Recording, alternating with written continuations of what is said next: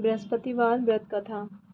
प्राचीन काल में भारत में एक राजा राज्य करता था। वह बड़ा ही प्रतापी और दानी था। वह नित्य मंदिर में दर्शन करने जाता था तथा ब्राह्मण और गुरु की सेवा किया करता था। उसके द्वार से कोई भी निराश होकर नहीं लौटता था। वह प्रत्येक गुरुवार को व्रत एवं पूजन करता था। वह गरीबों की सहायता करता था, परंतु यह सब बातें उसकी रानी को अच्छी नहीं लगती थी। ना वह व्रत करती, ना किसी को एक पैसा दान में देती थी तथा राजा से भी ऐसा करने को मना किया करती थी। एक समय राजा शिकार खेलने वन को गए हुए थे। घर पर रानी और दासी थी। उस समय गुरु बृहस्पति देव एक साधु का रूप धारण कर राजा के दरवाजे पर भिक्षा मांगने गए तथा भिक्षा मांगी तो रानी कहने लगी, हे साधु महाराज, मैं इस दान और पुण्य से तंग आ गई हूँ। मेरे से तो घर का कार्य ही समाप्त नहीं होता। इस कार्य के लिए तो मेरे पतिदेव ही बहुत हैं। आप ऐसी कृपा करें कि यह सब धन नष्ट हो जाए तथा मैं आराम से रह सकूं। साधु बोले, हे देवी, तुम तो बड़ी विचित्र हो। संतान और धन से कोई दुखी नहीं होता, इसको तो सभी चाहते हैं। पापी भी पुत्र और धन की इच्छा करता है। अगर आपके पास धन अधिक है तो भूखे मनुष्य को भोजन कराओ, प्याऊ लगवाओ, ब्राह्मणों को दान दो, धर्मशाला बनवाओ, कुआं, तालाब, बावड़ी, बाग बगीचों आदि के निर्माण कराओ, निर्धन मनुष्यों की कुंवारी कन्याओं का विवाह करवाओ और अनेकों यज्ञादि धर्म करो। इस प्रकार के कर्मों से आपके कुल का और आपका नाम परलोक में सार्थक हो जाएगा एवं स्वर्ग की प्राप्ति होगी। मगर वह रानी इन बातों से खुश ना हुई। वह बोली, हे साधु महाराज, मुझे ऐसे धन की भी आवश्यकता नहीं जिसको मैं और मनुष्य को दान दूं तथा जिसको रखने उठाने में मेरा सारा समय ही बर्बाद हो जाए। साधु ने कहा, हे देवी, तुम्हारी ऐसी इच्छा है तो ऐसा ही होगा। मैं तुम्हें बताता हूँ, वैसा ही करना। बृहस्पतिवार के दिन घर को गोबर से लीपना, अपने केशों को धोना, केशों को धोते समय स्नान करना, राजा से कहना कि वह हजामत बनवाए, भोजन में मांस मदिरा खाना, कपड़े धोबी के यहाँ धुलने डालना।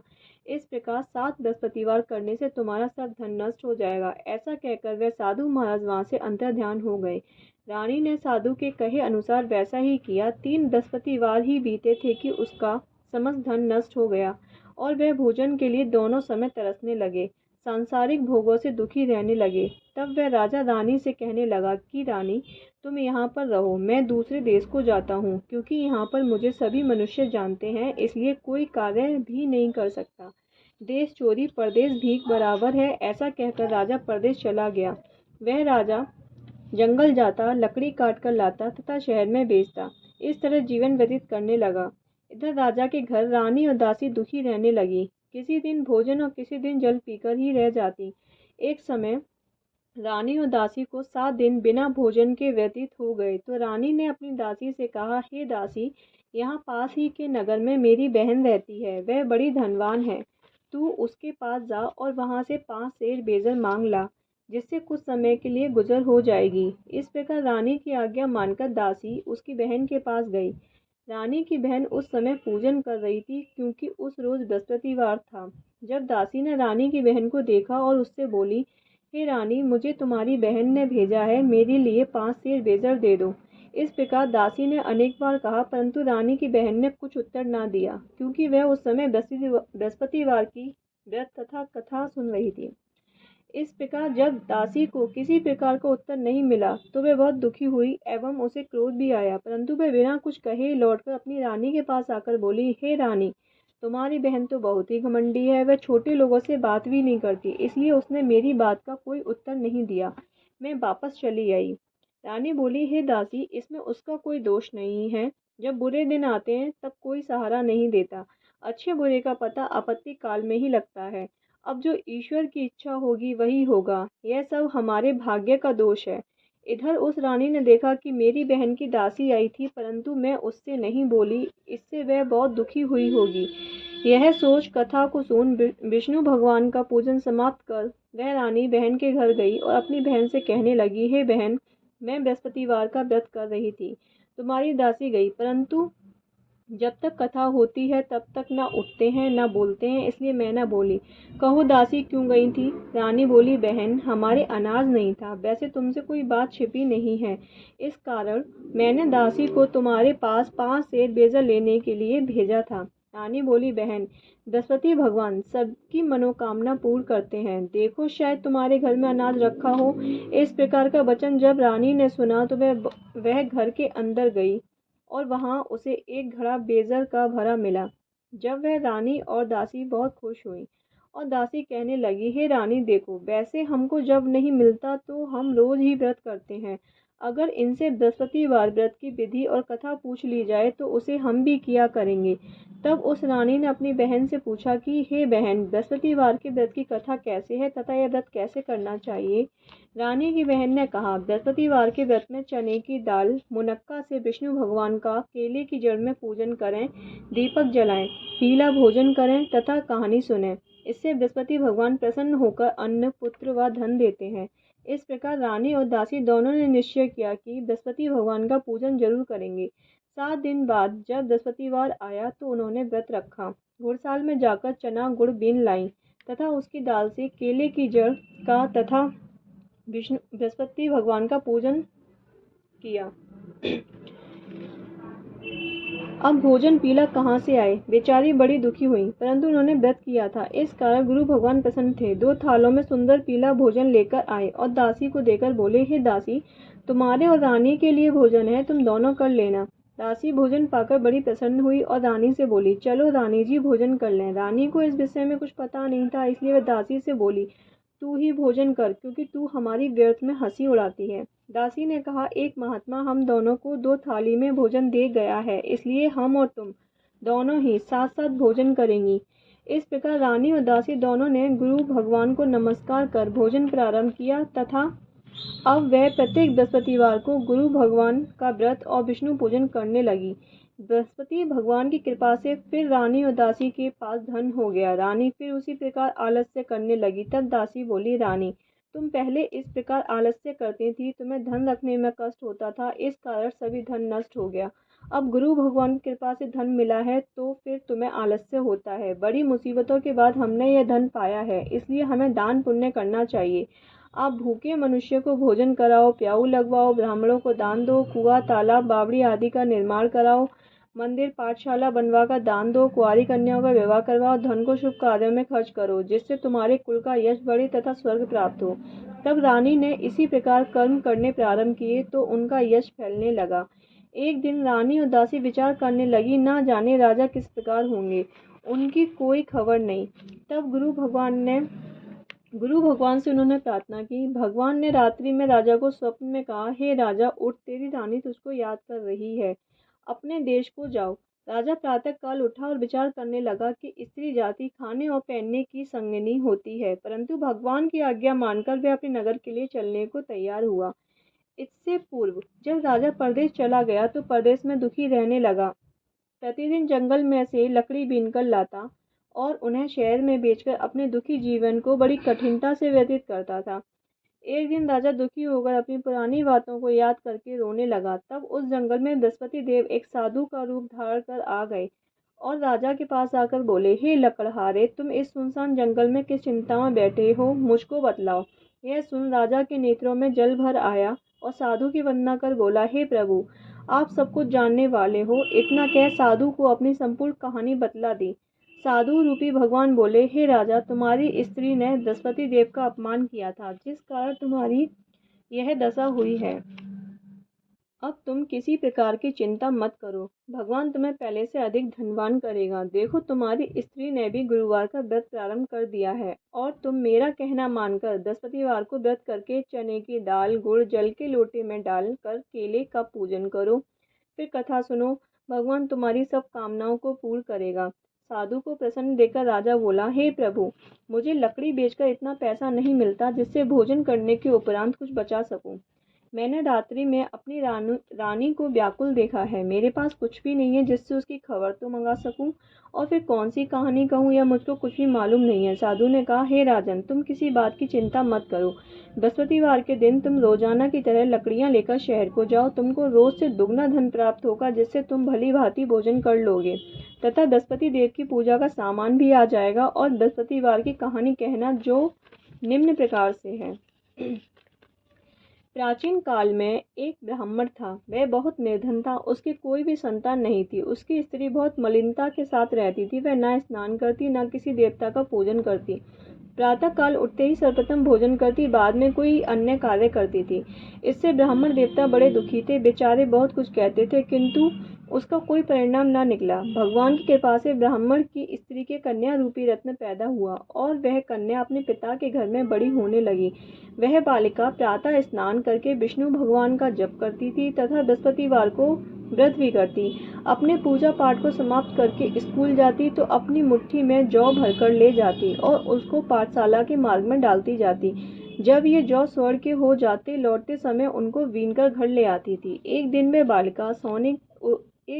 बालिका सूप में उन सोने के जौ को फटक कर साफ कर रही थी। उसके पिता ने देख लिया और कहा, बेटी, सोने के जौ को फटकने के लिए सोने का सूप होना चाहिए। दूसरे दिन गुरुवार था।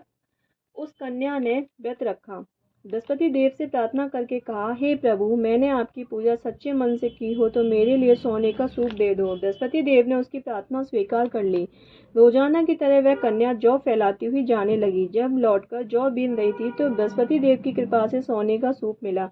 उसे वह घर ले आई और उससे जौ साफ करने लगी, परंतु उसकी माँ का वही ढंग रहा। एक दिन की बात है कि वह कन्या सोने के सूप में जौ साफ कर रही थी। उस समय उस शहर के राजा का पुत्र वहां से होकर निकला। इस कन्या के रूप और कार्य को देखकर मोहित हो गया तथा अपने घर आकर भोजन तथा जल त्याग कर उदास ही लेट गया। राजा को जब इस बात का पता लगा तो अपने मंत्रियों के साथ उसके पास गए और बोले, हे बेटा, तुम्हें किस बात का कष्ट है? किसी ने अपमान किया है अथवा और कोई कारण हो सो कहो, मैं वही कार्य करूंगा जिससे तुम्हें प्रसन्नता हो। अपने पिता की राजकुमार ने बातें सुनी तो वह बोला, मुझे आपकी कृपा से किसी बात का दुख नहीं है। किसी ने मेरा अपमान नहीं किया, परंतु मैं उस लड़की के साथ विवाह करना चाहता हूँ जो सोने के सूप में जौ को साफ कर रही थी। यह सुन राजा आश्चर्य में पड़ा और बोला, हे बेटा, इस तरह की कन्या का पता तुम ही लगाओ, मैं उसके साथ तेरा विवाह अवश्य ही करवा दूंगा। राजकुमार ने उस लड़की के घर का पता बतलाया। तब मंत्री उस लड़की के घर गए और ब्राह्मण देवता को सभी हाल बतलाया। ब्राह्मण देवता राजकुमार के साथ अपनी कन्या का विवाह करने के लिए तैयार हो गए तथा विधि विधान के अनुसार ब्राह्मण की कन्या का विवाह राजकुमार के साथ हो गया। कन्या के घर से जाते ही पहले की भांति उस ब्राह्मण देवता के घर में गरीबी का निवास हो गया। अब भोजन के लिए भी अन्न बड़ी मुश्किल से मिलता था। एक दिन दुखी होकर ब्राह्मण देवता अपनी पुत्री के पास गए। बेटी ने पिता की दुखी अवस्था को देखा और अपनी माँ का हाल पूछा। तब ब्राह्मण ने सभी हाल कहा।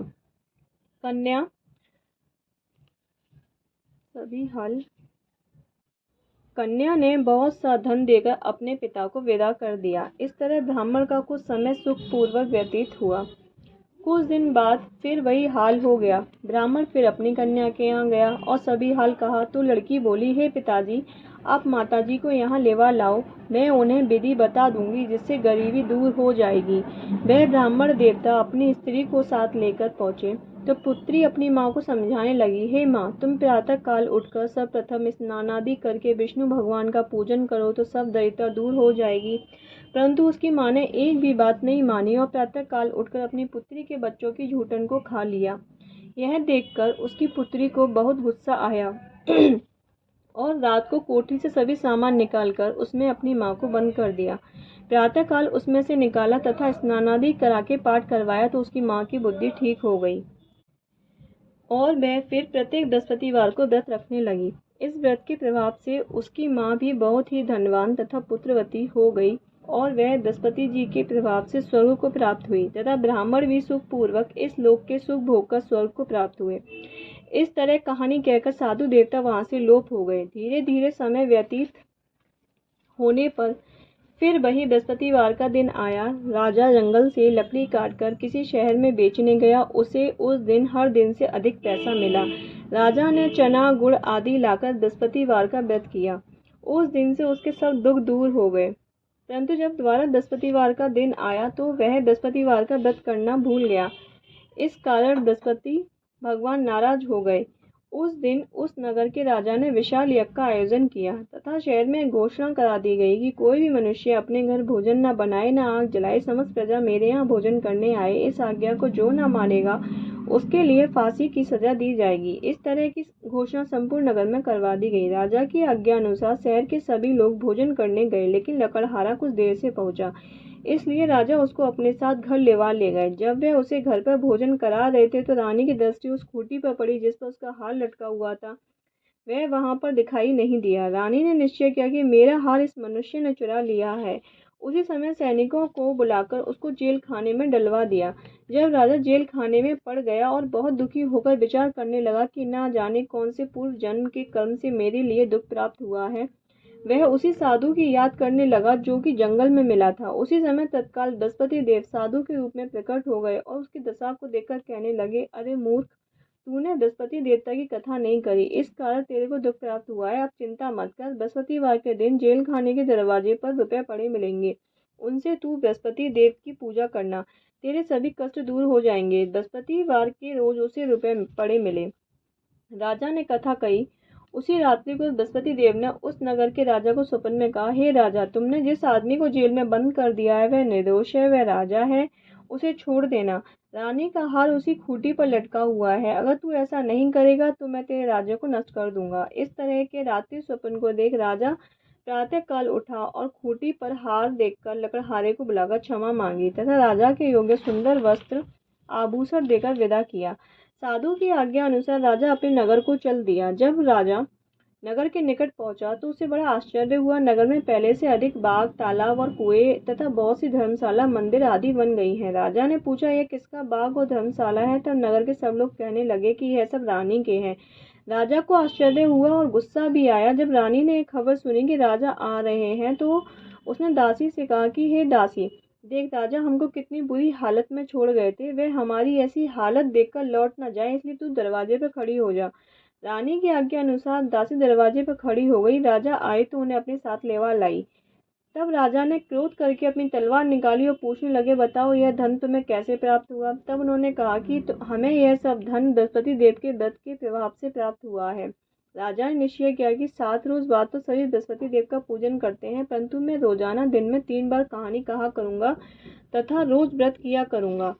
अब हर समय राजा के दुपट्टे में चने की दाल बंधी रहती तथा वह दिन में 3 बार कहानी कहता। एक रोज राजा ने विचार किया कि चलो अपनी बहन के यहाँ हो आए।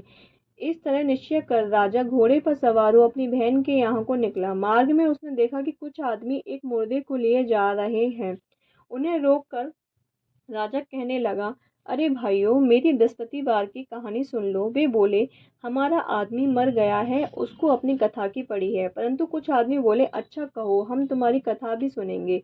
राजा ने दाल निकाली और कथा कहने लगा। जब कथा आधी हुई, मुर्दा हिलने लग गया और जब कथा समाप्त हुई तो राम राम करके खड़ा हो गया। आगे मार्ग में उसे एक किसान खेत में हल चलाता मिला।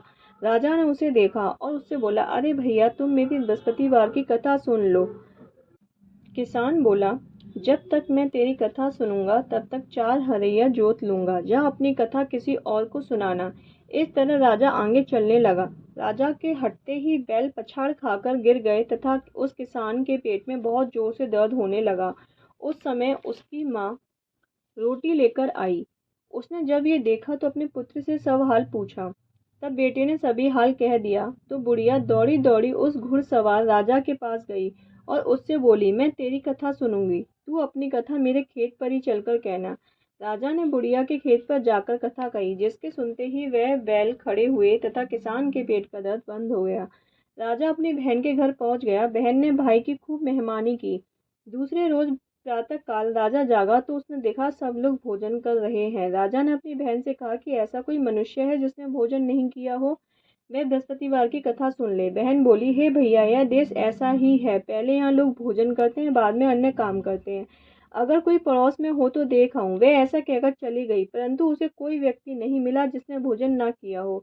अतः वह कुमार के घर गई जिसका लड़का बीमार था। उसे मालूम हुआ कि उसके यहाँ 3 रोज से किसी ने भोजन नहीं किया है।